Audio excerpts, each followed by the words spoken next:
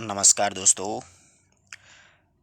कल अपन ने सरसा बुक जो एप्लीकेशन है उस पे एक टेस्ट रखा था, एक ट्रायल के रूप में।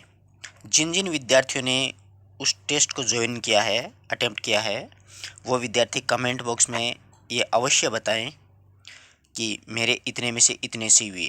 अब उसका पूरा अपन पोस्ट मार्क करेंगे। पूरे पेपर का 20 प्रश्न थे, इजी, बिल्कुल सरल भाषा में प्रश्न दिए गए थे। और फिर भी देखना परीक्षा हॉल में अपने साथ में क्या होता है, इजी प्रश्न होते हुए भी अपन कैसे गलत कर देते हैं। तो पहला प्रश्न था कि 11 वर्ष का समय किसकी रचना है। तो ध्यान रखना 11 वर्ष का समय एक कहानी है जो आचार्य शुक्ल की है। किसकी है? आचार्य रामचंद्र शुक्ल की। अगला जो प्रश्न था वो था कि दशरथ सुत तिहु लोक बखाना, राम नाम का मर्म है आना। अपन ये दशरथ सुत शब्द देखते ही तुलसी अगर अपन को कहीं पे भी दिख गया तो अपन खड़ाक से टिक करते हैं, परंतु बहुत सोचना समझना है। ध्यान रखना ये कथन किसका है? कबीरदास जी का कथन है। ठीक है। दशरथ सुत तीन तिहुलोक बखाना, राम नाम का मर्म है जाना। रामचरितमानस जो है उसकी शैली कैसी है? वो रामचरितमानस एक प्रबंधात्मक महाकाव्य है। ध्यान रखना उसकी शैली कैसी है? प्रबंध है। प्रबंध का मतलब एक बंधी बंधाई परिपाटी में वो चलती है। मुक्तक में अलग अलग खुले खुले रहते हैं। ठीक है। नई कहानी के पथ प्रदर्शक रहे हैं। कौन थे नई कहानी का प्रवर्तक? नई कहानी के प्रवर्तक कमलेश्वर थे। ध्यान रखना इस बात का। बहुत ही अच्छा प्रश्न है, ध्यान रखना इस बात का। रहस्यवाद किस युग की महत्वपूर्ण प्रवृत्ति है? कई विद्यार्थी कई बार मुझसे ये प्रश्न पूछते रहते हैं कि सर प्रवृत्तियां याद करनी जरूरी हैं क्या? बिल्कुल है बेटा जी। आदिकाल से लेकर के नई कविता तक आप लोगों को प्रवृत्ति याद करनी बहुत ही जरूरी है। एक प्रश्न किसी न किसी एग्जाम में उठा के देख लीजिए, आप पक्का आपको मिलेगा प्रवृत्तियों से संबंधित। देख लेना चाहिए आप लोग। अधिकांश तो आदिकाल की प्रवृत्तियां पूछी जाती हैं, ज्यादातर तो। हो सकता है अगला किसी भी प्रकार की प्रवृत्ति पूछ ले। तो ये छायावाद की है ये प्रवृत्ति। रहस्यवाद किस युग की प्रवृत्ति है? छायावाद की। 2021 का व्यास सम्मान महाबली नाटक पर किसे मिला था? व्यास सम्मान पूछा है अपन को, तो ये असगर वजाहत को मिला था। महाबली नाटक पर किसको मिला था? असगर वजाहत को। अपन दया प्रसाद सिन्हा देखते ही क्या कर देते हैं? टिक, क्योंकि इन्हें साहित्य अकादमी मिला हुआ है अब की बार। ध्यान रखना प्रश्न महत्वपूर्ण है ये। आधुनिक हिंदी साहित्य की पहली आत्मकथा के लेखक कौन हैं? तो ध्यान रखिएगा, आधुनिक हिंदी साहित्य की पहली आत्मकथा के लेखक बाबू श्याम सुंदर दास हैं। कौन है? बाबू श्याम सुंदर दास। अगला है कि निम्न में से किस लेखक का जन्म वर्ष सही नहीं है? मैं हर वीडियोज में बताता हूं आपको कि लेखक और कवि का जन्म और मृत्यु याद रखिएगा। एक प्रश्न परीक्षा में पक्का पूछा जाएगा, चाहे कुछ भी हो जाए। रट्टा मार लीजिए चाहे इस चीज का। धर्मवीर भारती का 1926 करेक्ट। कुंवर नारायण का 27 सही है। ममता कालिया का 1940 सही है। आलोक धनवा का 1946, ये वाला इसमें गलत है। वह हिंदू जाति के प्रतिनिधि कवि हैं। आचार्य शुक्ल ने यह कथन किसके लिए कहा? बस हिंदू जाति के दिखते ही और ऊपर से प्रतिनिधि दिखते ही और ऊपर से आचार्य शुक्ल दिखते ही और ऊपर से तुलसी दिखते ही, यहाँ से ही टिक हो जाता है, प्रश्न गलत हो जाता है। यहाँ पर सही उत्तर होगा भूषण। हिंदू जाति के प्रतिनिधि कवि आचार्य शुक्ल ने भूषण को कहा है। रीतिकाल के वीर रस के कवि हुए हैं भूषण। हिंदी का माउंटेन किस निबंधकार को कहा जाता है? अच्छा प्रश्न है, अच्छा कथन है, कई बार पूछा गया प्रश्न है। बालकृष्ण भट्ट को कहा जाता है। ठीक है। हिंदी का माउंटेन। हिंदी का एडिशन प्रताप नारायण मिश्र। चितकोबरा उपन्यास के लेखक कौन है? अच्छा प्रश्न है। मृदुल्ला गर्ग का है। कटगुलाब है, चितकोबरा है। अर्धनारीश्वर निबंध के लेखक कौन है? यह प्रसिद्ध रचना है, सभी को पता भी होगा। रामधारी सिंह दिनकर की रचना है अर्धनारीश्वर।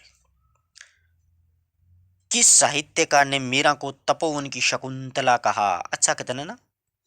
सुमित्रानंदन पंत के द्वारा यह बात कही गई थी कि मीरा है वो तपोवन की शकुंतला है, मरुस्थल की मंदाकिनी। भारतेंदु जी ने किस नाटक में अभिनय किया? बिल्कुल आसान सा प्रश्न है। जानकी मंगल नाटक में। और इसी जान के मंगल नाटक के लिए प्रताप नारायण मिश्र ने अपने पिताजी से मूंछ मुंडवाने की आज्ञा प्राप्त की थी कि मैं मूंछ मुंडवा लूं, इस नाटक में मुझे अभिनय का मौका मिलेगा। निम्न में से कौन सी रचना हरिशंकर परसाई की रचना नहीं है? विकलांग श्रद्धा का दौर है, ठिठुरता व गणतंत्रता दिवस है, प्रेमचंद के फटे जूते तो है गुरुजी, जीप पर सवार इल्लियां, ये शरद जोशी की रचना है। किसकी है? शरद जोशी की। मदन वात्स्यायन किस सप्तक के कवि हैं? एक तार सप्तक में से पक्का प्रश्न आएगा, मात्र 4 तार सप्तक हैं। आप प्लेलिस्ट में से वीडियो देखेगा तार सप्तक का, आप अपने जीवन में कभी भूल नहीं पाओगे, ये मेरा वादा है आप लोगों से। एक बार वीडियो जरूर देखिएगा। तो ये तीसरे तार सप्तक के कवि हैं।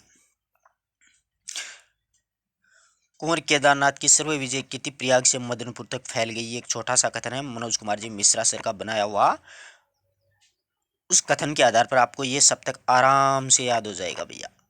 चारों तार सप्तक बहुत ही आराम से याद हो जाएंगे। और इसमें छोटा छोटा मैंने संशोधन किया है, वो वीडियो अगर आप देखोगे ना तो मेरी तरफ से उसमें क्या जोड़ा है आपके प्रज्ञा चक्षु खुल जाएंगे कि हाँ थोड़ा सा सुधार किया है। और बाकी मनोज जी मिश्रा का अद्वितीय जो अपने ऊपर किया गया कार्य है उसके हम हमेशा ऋणी रहेंगे। अच्छे छोटे छोटे दोहे के रूप में बनाए हैं, सभी कवि तार सप्तक के कवि अपने आराम से याद हो जाते हैं। देखिए, अज्ञे जी ने नेमिराम से मुक्ति पाने के लिए भारत प्रभाकर को गिरा दिया, ठीक है। कुंवर केदारनाथ की सर्व विजय कीर्ति प्रयाग से मदनपुर तक फैल गई। हरि धर्म के लिए रघुवीर ने शकुंतला को नरेश सिंह के भवन से निकाल दिया। अवधेश के राजकुमार श्री राम राजेंद्र ने सुमन के साथ स्वदेश लौटा दिया। इस प्रकार से ये छोटे छोटे कथन हैं। ठीक से मेरे अंतिम चौथा तार सप्तक का वो याद नहीं आया।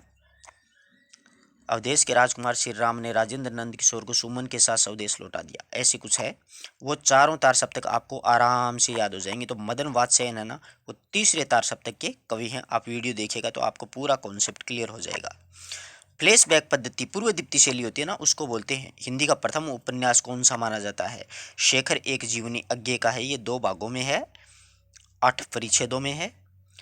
ये फ्लैशबैक पद्धति पर लिखा गया हिंदी का प्रथम उपन्यास है। ध्यान रहे, उसने कहा था कहानी है, वो फ्लैशबैक पद्धति पर लिखी गई हिंदी की प्रथम कहानी मानी जाती है। उसने कहा था चंद्रदश शर्मा गुल्लेरी, जो कि द्वितीय श्रेणी में आपको मैं पढ़ाऊंगा। बहुत शानदार कहानी है। अगला प्रश्न देखिएगा, समानांतर कहानियों का आरंभ कब से हुआ? समानांतर कहानियां 1971 में प्रारंभ हुई थी। आदिकालीन अपभ्रंश साहित्य की रचनाओं को सुमेलित कीजिए, यानी कौन सी सुमेलित है, इसको असुमेलित वैसे करना है। जयप्रकाश भट्टकेदार, जयचंद प्रकाश, रणमल छंद, श्रीधर व्यास, जयमेघचंद चंद्रिका, मधुकर व्यास। उपयुक्त सभी तो ये तो सारी सही हैं। हरिशंकर परसाई की रचनावली, ये भी मैं हर चैप्टर पढ़ाता हूँ ना, हर पाठ, उसमें ये बताता हूँ ये कितने खंडों में, ये ध्यान में रखना, यहाँ से प्रश्न पूछा जाता है। तो हरिशंकर परसाई की रचनावली 6 खंडों में है। कितने खंडों में है? 6 खंडों में है। आशा करता हूँ पूरे प्रश्न आपको आराम से समझ में आए होंगे। ज़्यादा डीपली नहीं लिया था हमने, ऐसे ही लिया था। और जिस विद्यार्थी ने अभी तक प्ले स्टोर में से ऐप को डाउनलोड नहीं किया वो जल्दी करें। सरसा बुक ऐप के नाम से है, उसका लिंक मैं आपको डिस्क्रिप्शन में भी दूंगा। आप वहाँ से भी लिंक से भी डाउनलोड कर सकते हैं और अपनी तैयारी को एक नई ऊंची उड़ान दे सकते हैं। अपनी तैयारी को परख सकते हैं, देख सकते हैं। पहले आपको टॉपिक दिए जाएंगे, उसके बाद में उसके वस्तुनिष्ठ प्रश्नोत्तर दिए जाएंगे। हिंदी में कम से कम 30 टेस्ट लिए जाएंगे। फिर मेगा टेस्टों के का आयोजन भी किया जाएगा। वो वीडियो मैंने डाला है, आप लोग देखिएगा। और जीके में भी ऐसे ही कम से कम 30-40 टेस्ट लिए जाएंगे। और फिर मेगा टेस्ट सीरीज है वो भी शुरू होगी। मेगा टेस्टों का कोई चार्ज नहीं होगा, बिल्कुल फ्री ऑफ कॉस्ट होंगे, परंतु वो सिर्फ और सिर्फ पेड विद्यार्थियों के लिए होंगे। जो ये 30-35 टेस्ट देगा उसी के लिए मेगा टेस्ट होगा, अन्य नहीं होगा। तो धन्यवाद दोस्तों, आशा करता हूँ हर एक प्रश्न आराम से समझ में आया होगा। जिस विद्यार्थी ने टेस्ट दिया है वो अपने कमेंट करके प्रश्न ज़रूर बताइएगा कि मेरे इतने से हुए, मेरे इतने। आज भी टेस्ट है, आज जीके का टेस्ट है, आज भी ज़रूर अटेंड करें। 9 बजे का टाइम रहेगा। धन्यवाद दोस्तों।